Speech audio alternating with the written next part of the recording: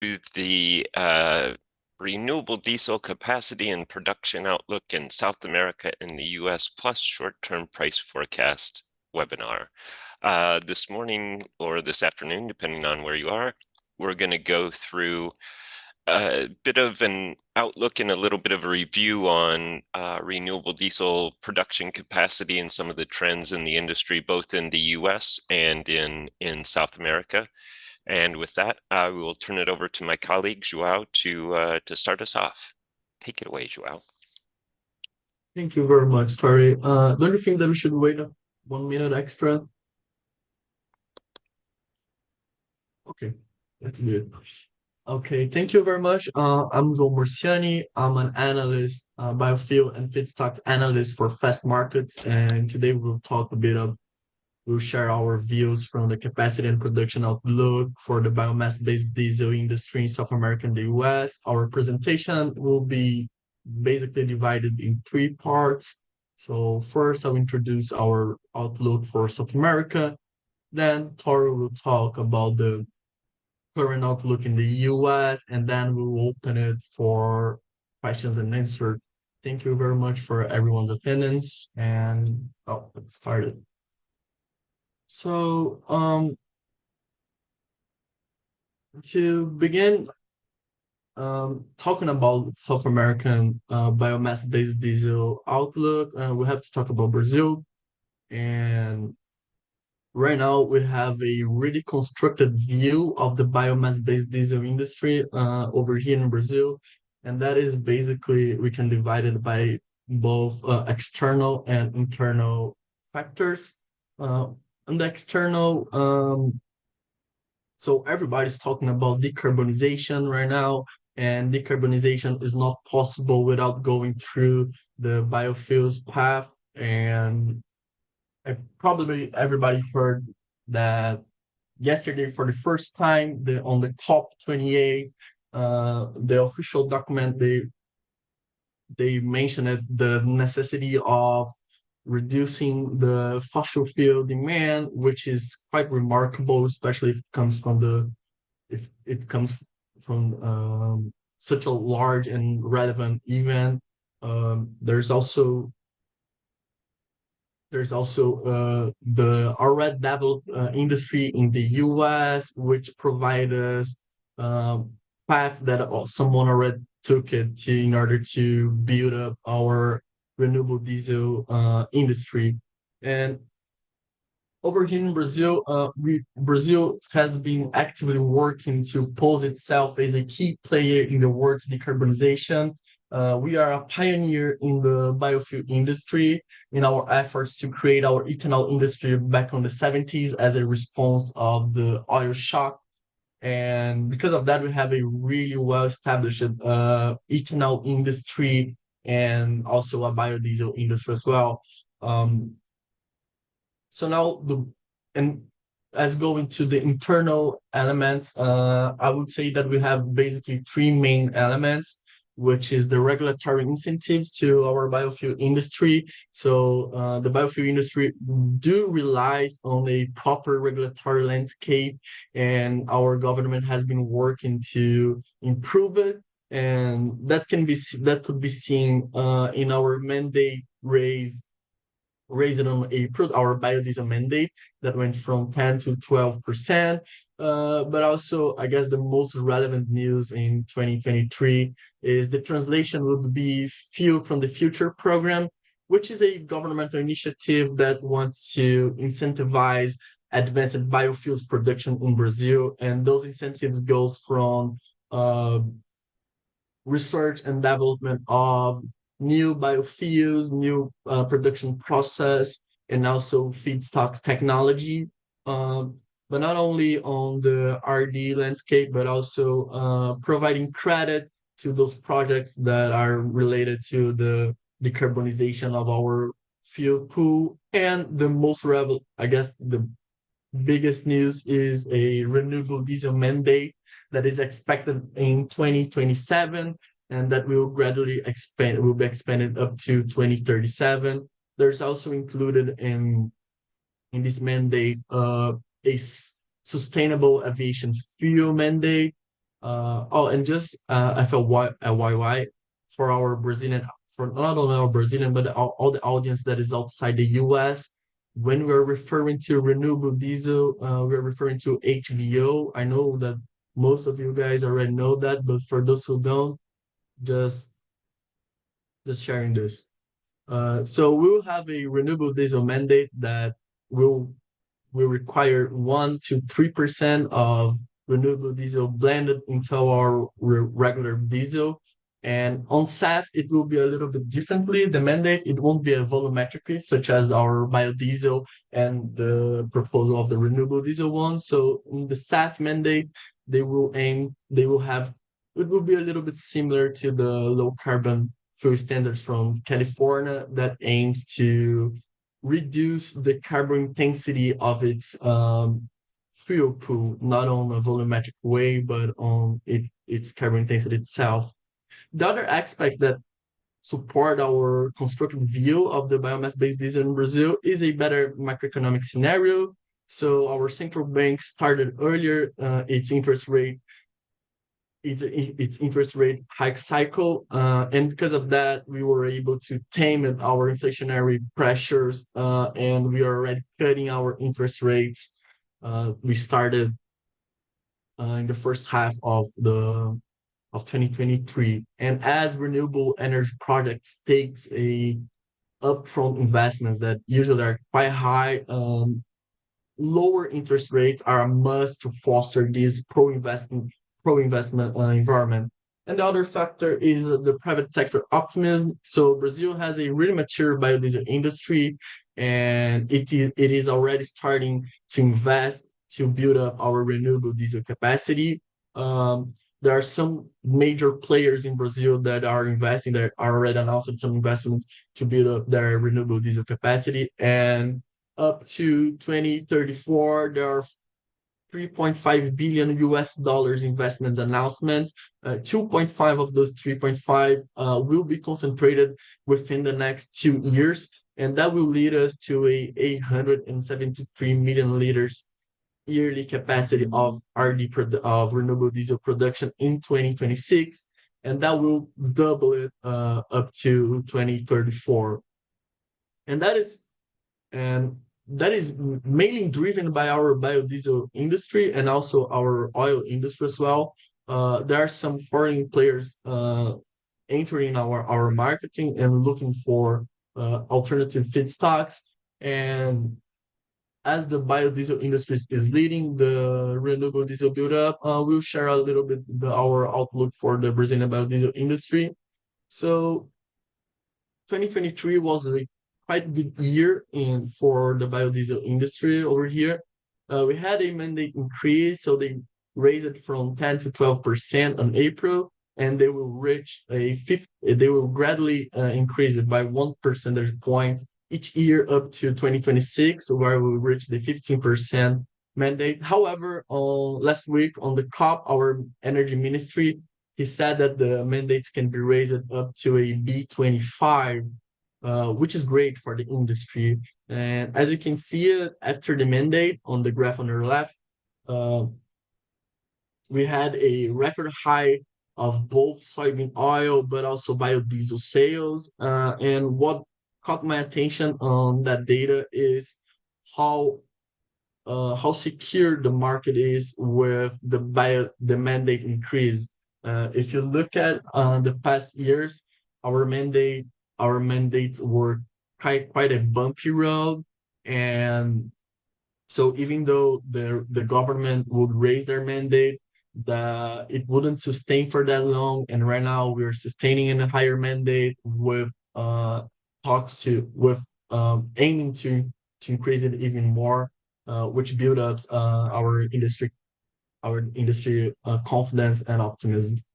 And when we talk about our feedstock mix, Brazil grew by 1 million cubic meters its feedstock demand since 2018 up to 2022. And our feedstock mix is basically 75% of vegetable oils, which soybean oil accounts for 70%, and the rest of it is fats and greases. So 70% of it is yellow grease. The rest of it can be divided into tallow and also used cooking oil, which is great because as in Brazil we don't have a program that rewards biofuel producers according to the carbon intensity of its feedstocks. We are already quite well on a lower carbon intensity feedstocks in our biomass-based diesel industry. And when you look at production, again, 2023 was a quite good year for Brazil. We're forecasting a 18% increase in biodiesel production. Um, and that increase and that growth was already seen into historical data from January to August of 2023. We are already 16% above the same period in 2022, which is a reflection of the mandate increase, but also not only that, but a stronger demand for diesel fuel.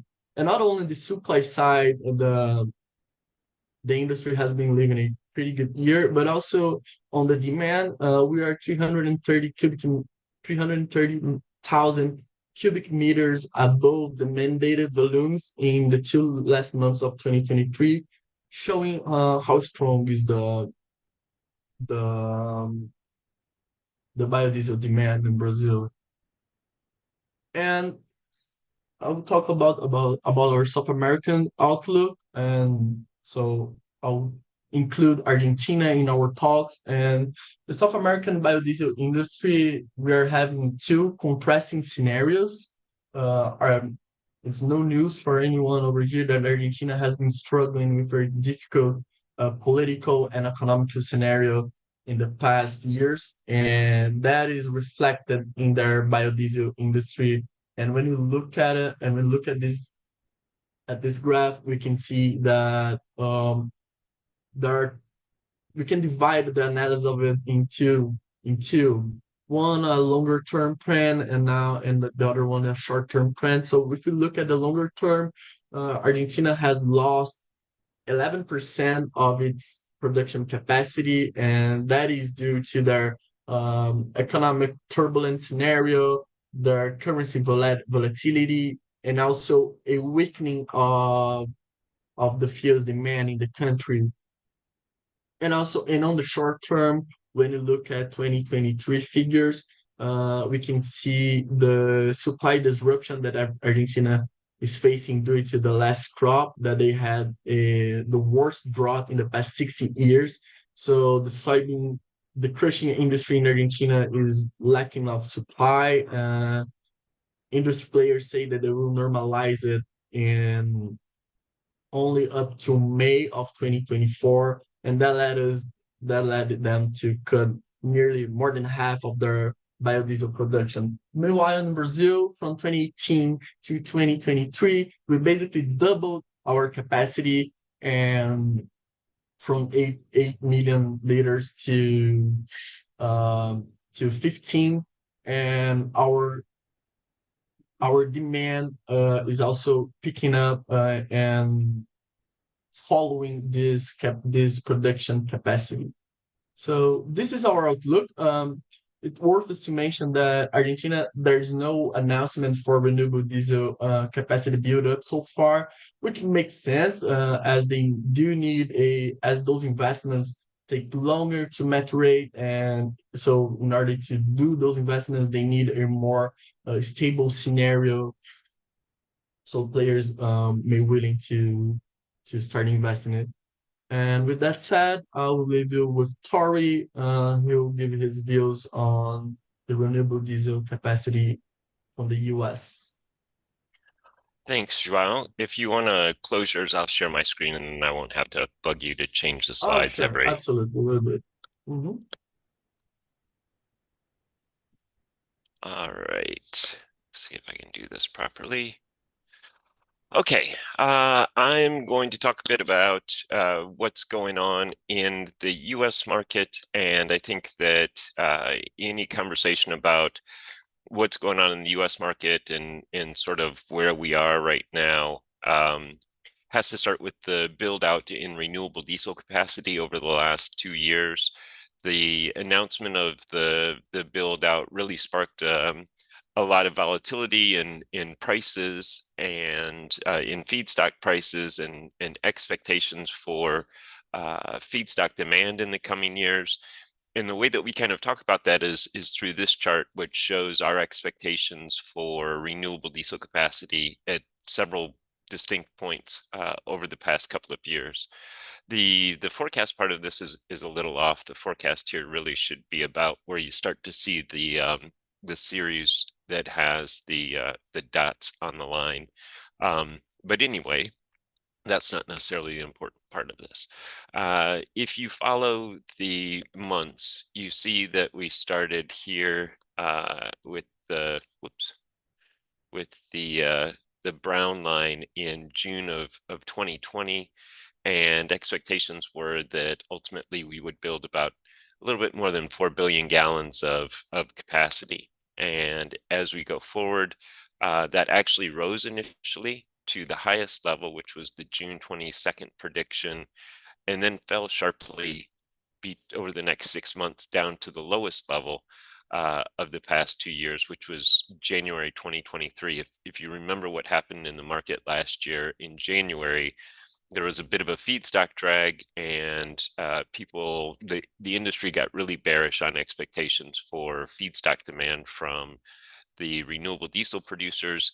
That coincided with the bottom in expectations for the build out in capacity. Since then, expectations have come back and are just about where they were in June of 2020. And so it's important because one, again, the shift in these expectations had a lot to do with what happened to feedstock prices over the last couple of years, both just from the perspective of the expectation of a lot of new demand drew a lot of interest into the markets and pushed prices really, really high compared to where they were before the build out. If you have bought any vegetable oil, fats, or greases in the US over the last couple of years, you know what happened to prices all too well. As these things tend to do, we kind of saw a similar pattern during the ethanol build out in 2005, 6 to 2008, where a lot of initial excitement and a big rush to build out capacity ultimately sort of calmed down. Prices returned to the new longer term equilibrium level, and expectations about capacity start to settle out pretty close to where capacity ends up. And that's kind of about where we are in this process. We're not quite at the completely settled back into the longer term equilibrium yet, but if you just look at what soybean oil prices have done over the last couple of months, it is prices have come down even though US soybean oil stocks are as tight as they've been in at least 5 years, and probably a little bit longer. And the expectation is that given the fact that we use more than 1.2 billion pounds of soybean oil each month, roughly, to produce biomass-based diesel, with tight stocks and that expectation for demand, you would think that soybean oil prices probably would find a little bit more support. But again, now that you're taking a lot of the speculative excess that sort of came into the market with the early announcements, now that that's coming out, there's just a natural trend lower in prices. And we think that soybean oil futures are probably relatively close to the longer term equilibrium, but not 100% sure that they're going to settle in that range over the next year, particularly if we have some problems with Brazilian production. And so that's the capacity. How have we been doing relative to that capacity? This chart just shows monthly production of renewable diesel in the US, domestic production, and then the capacity utilization. And you can see capacity utilization is pretty volatile, but you can also notice that prior to 2022, capacity utilization was really about 80% or so. And then over the last year, maybe a little bit more.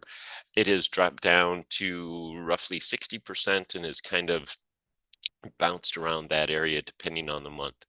Um, there are a couple of things about this. One, there's a little bit of a mismatch here in data series. So in this chart, we use the EPA production from the EMTS data series, and but we also use the EIA capacity. So it may be that there's a slight mistiming on the reporting of the EPA production, but it still should be relatively close, and it should kind of, on average, still equal relatively close to what the actual capacity utilization is. The big question is, for me as an analyst, is what will capacity utilization be going forward? In the slides that Joao just showed, the Brazilian industry, which is the Brazilian biodiesel industry, which is relatively mature, had capacities that were higher in recent years than they have been in the past year as their capacity expanded.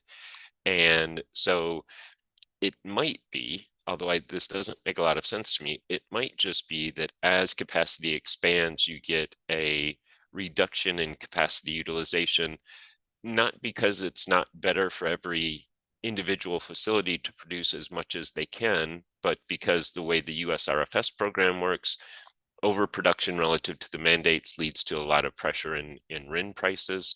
And so it may be that that producers are trying to optimize credit values, and so that is restricting capacity. The difference between the capacity utilization at 60% and capacity utilization at 80%, though, is relatively significant when you have 3 billion gallons of capacity.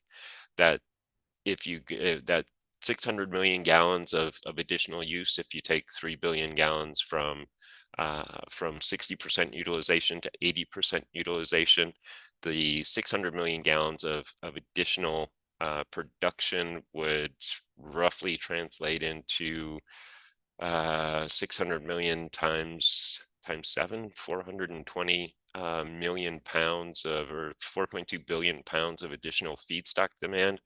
So while capacity utilization is a data series that's a little bit in the weeds, it does have, and the rate going forward will and can have a really significant impact on expectations for feedstock demand. So Econ 101 would tell you that these plants will all run at 90, 95% capacity utilization to maximize their financial performance. But in reality, that's not what we've seen. And I think there's a legitimate open question as to whether the industry will sort of stay at this level or capacity utilization will rise.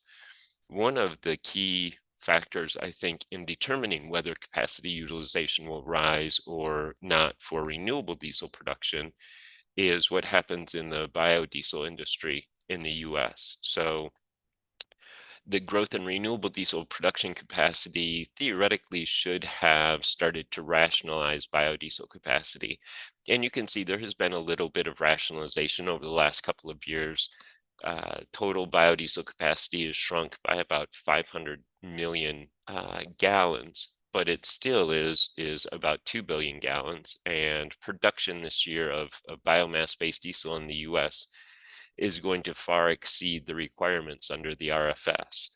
And so what we're seeing is a bit of margin pressure, although the decline in feedstock prices broadly from the ultimate highs and a lot of speculative interest back down into sort of the long run equilibrium level has helped support margins, despite the fact that we've seen a significant move lower in RIN prices and LCFS credit prices, which are critical to the profitability of either biodiesel or renewable diesel producers.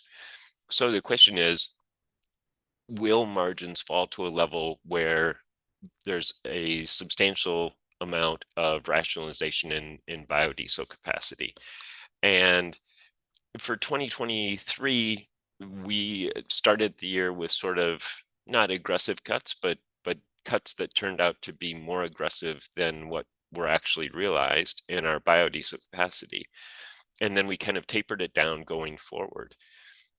We are sort of doing the same thing in 2024, although for 2024, we actually kind of lean a little bit more towards less capacity reduction than more capacity reduction, in part because to us, it still looks like biodiesel production is profitable.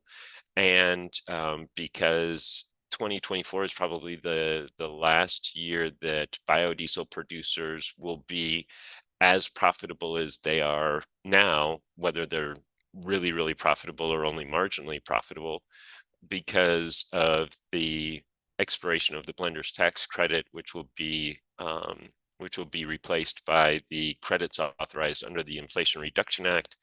Those credits look like probably at the very least, if you use UCO as a feedstock, you probably are going to be 40 cents a gallon less in revenue under the Inflation Reduction Act credit than you were under the blender's tax credit.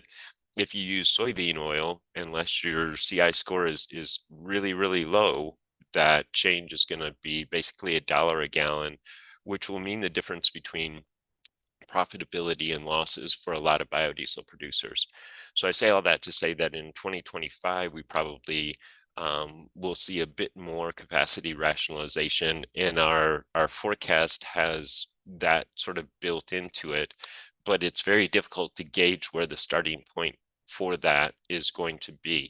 Further, there are also state level incentives for biodiesel production, and if in theory, if we eliminated enough biodiesel capacity that there wasn't enough renewable diesel production or biomass-based diesel production to meet the mandates, RIN prices would move up to encourage more production, and that would also tend to limit capacity utilization on biodiesel, no matter what happens with the switch from the blender's tax credit to the IRA credits.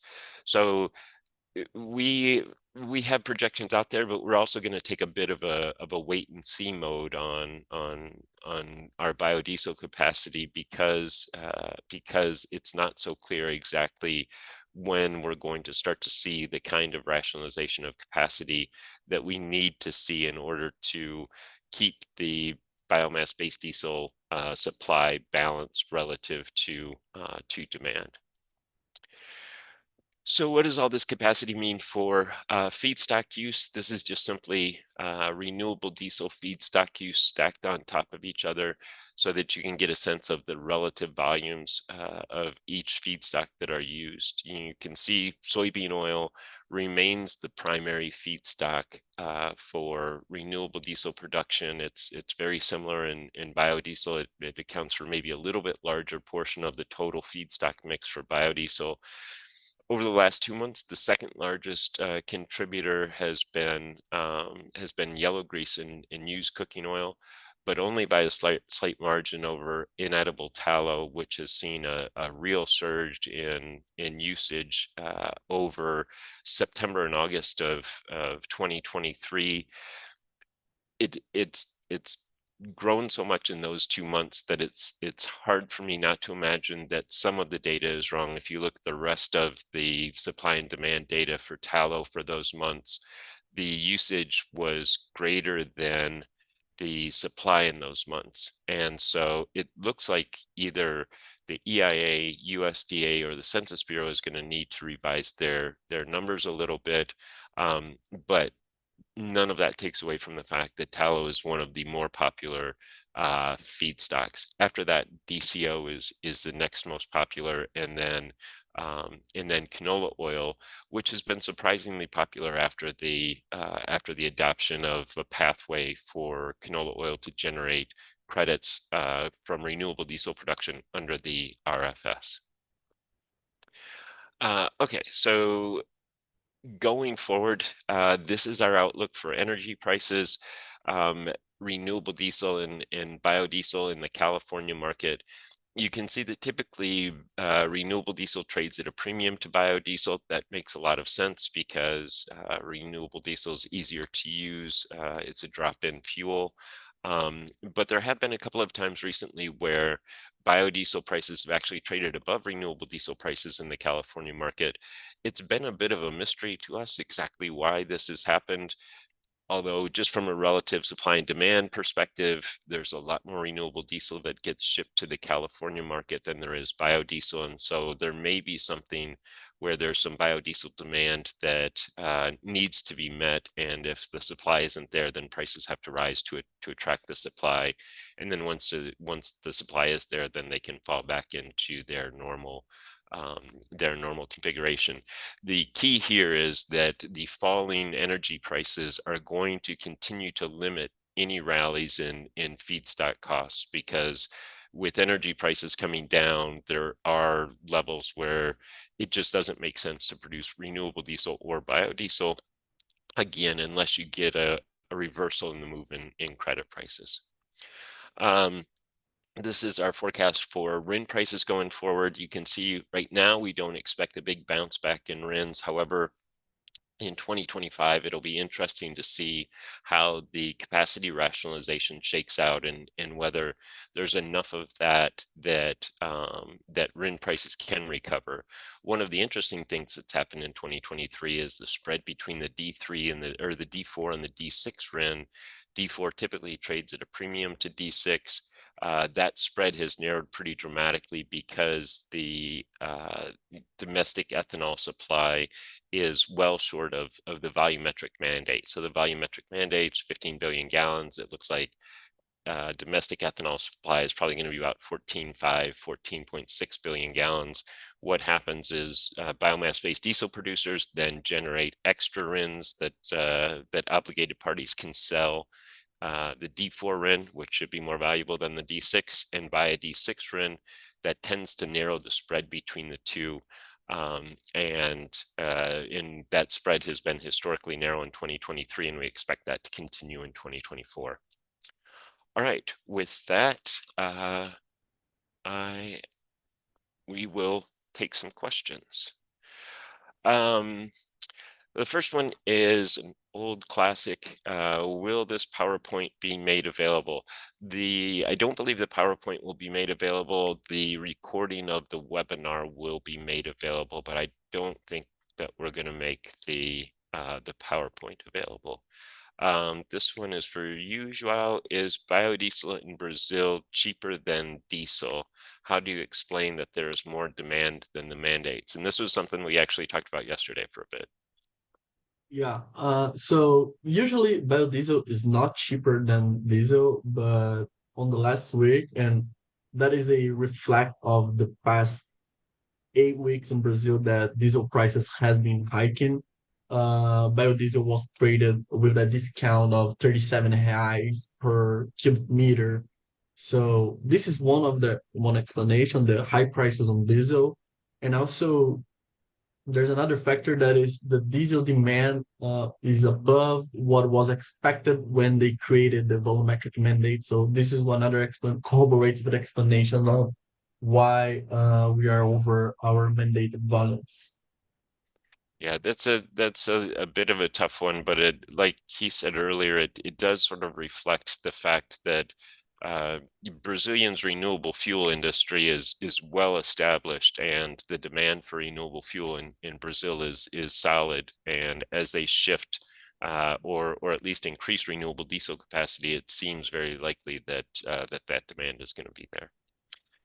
To what extent does the RD capacity utilization rate reflect startup and ramp up of new capacity?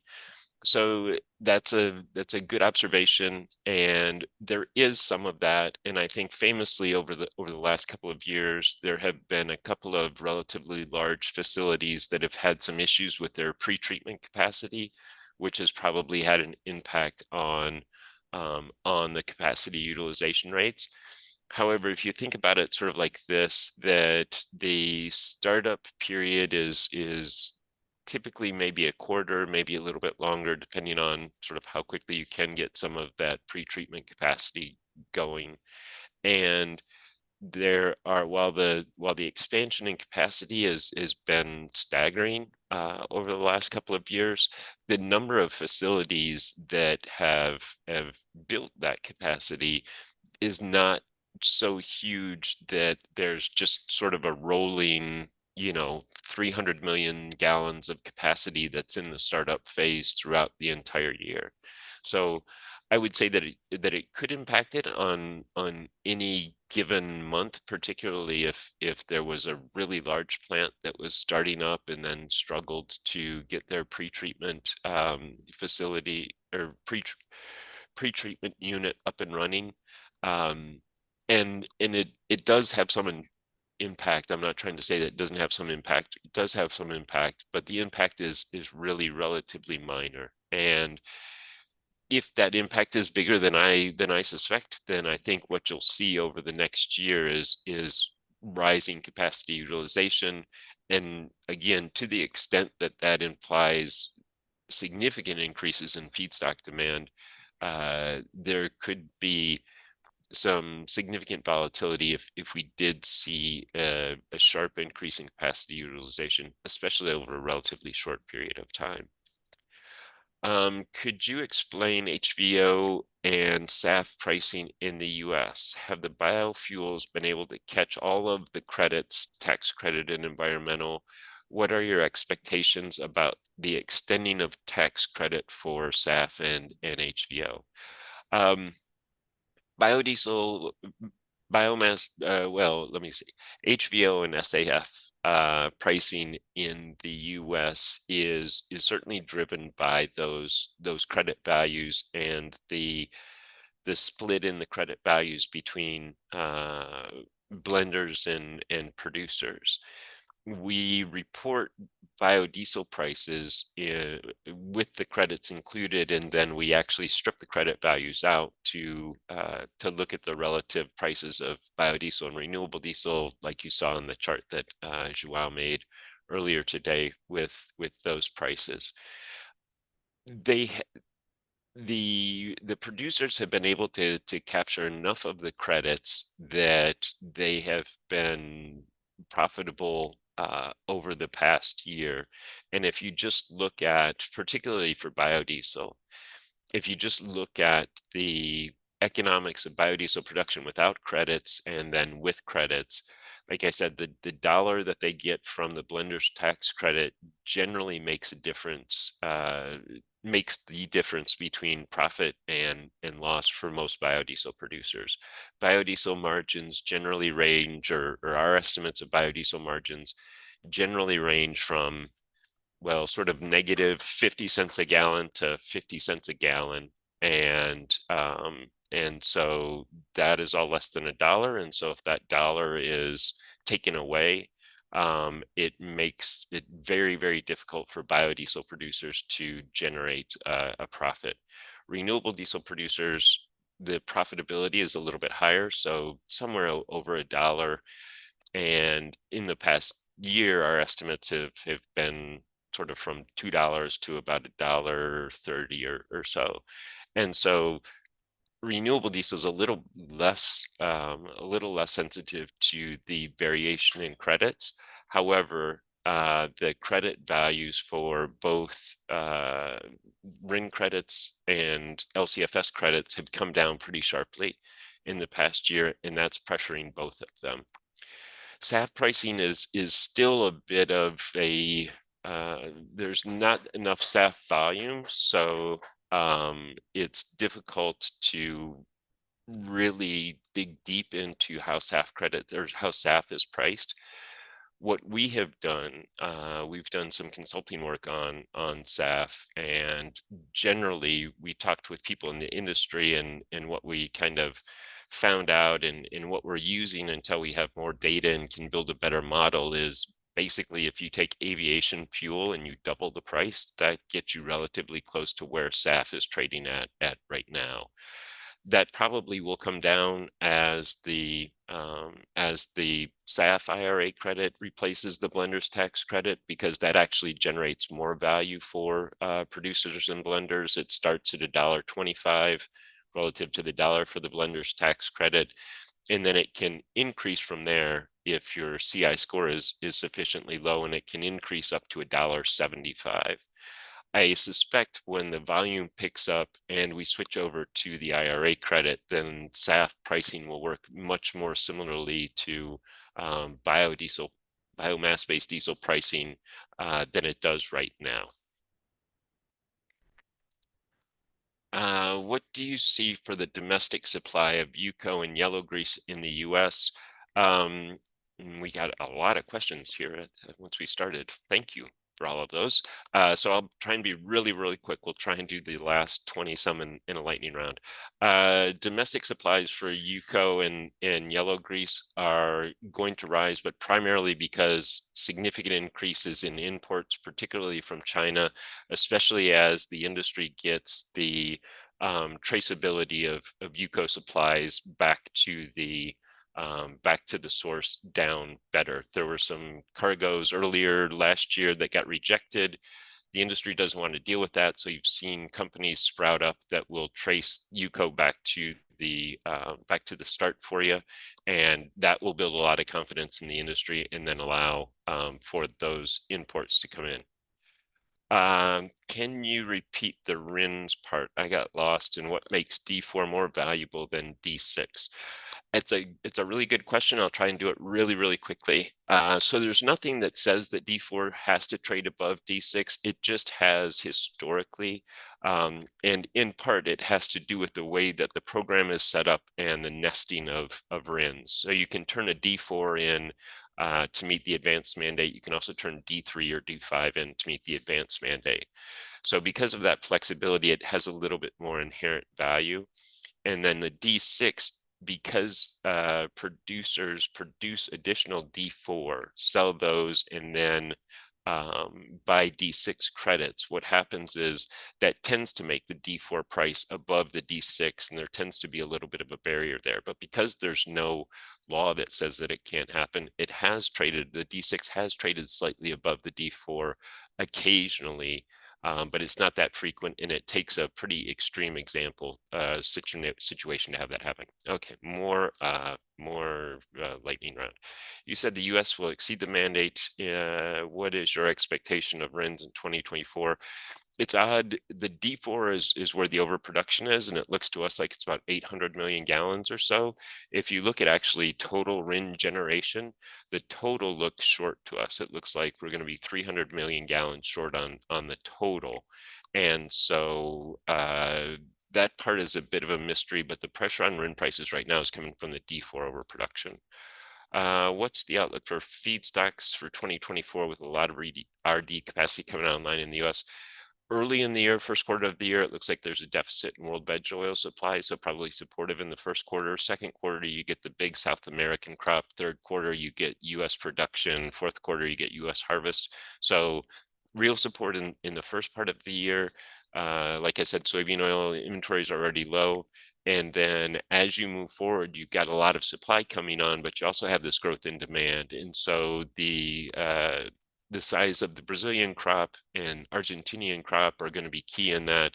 Size of the US crop is going to be key in that.